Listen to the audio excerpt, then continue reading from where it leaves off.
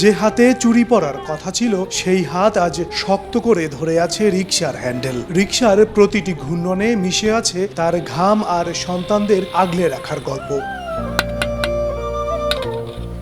বরিশাল নগরীর ধান গবেষণা রোডের এই নারী শৈশবেই হোঁচট খেয়েছেন জীবনযুদ্ধে। মাত্র 10 বছর বয়সে বিয়ে আর 16 বছর বয়সে মা হওয়া হেলেনার জীবনে সুখ সয়নি বেশি দিন।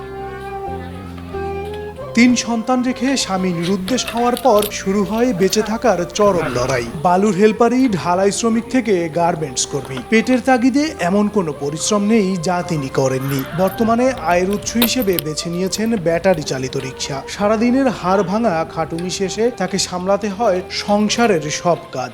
মহিলা মানুষ এই কাজগুলো করে ভাই, তারপর অন্যান্য কষ্টগুলো মনে করেন আমাকেও মনে করেন যে সমাজে সহ্য হয় না ভাই। কারণ একটা মহিলা মানুষ রিক্সা চালাইবে, রোদে পরে বৃষ্টিতে ভিজে কতগুলো কষ্ট করে ভাই, যেগুলো পুরুষে পারে না সেগুলো মহিলারা করতে আছে। নাকি আমি 2-3 মাস ধরে রিক্সা চালাইতে দেখতেছি, কিন্তু এটা দেখে আমার খুব একটা নারী হয় উনি যে রিক্সা চালাইতেছে আমার খুব কষ্ট লাগতেছে। কত থেকে ওড়ে না, কত কিছু করে, কত থেকে ওড়ে গাড়িতে।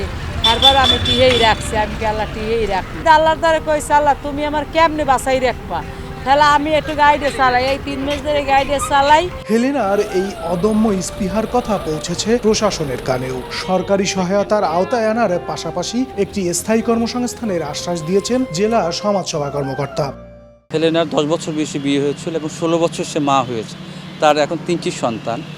তার হাজব্যান্ড তাকে ছেড়ে চলে গিয়েছেন। এখন সে অথৈ সাগরে ভাসছে। পরে সে জীবন জীবিকা নির্বাহে সে রিক্সা চালাচ্ছে। এখান থেকে পরিত্রাণ পাবে কীভাবে, অথবা অন্য কোনো জীবিকা সে যদি করতে চায় আমরা সে ব্যবস্থা গ্রহণ করব।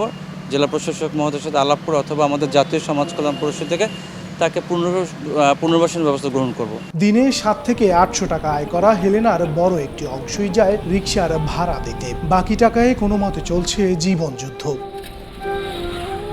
মেহেদী হাসান বাপ্পি, সময় সংবাদ, বরিশাল।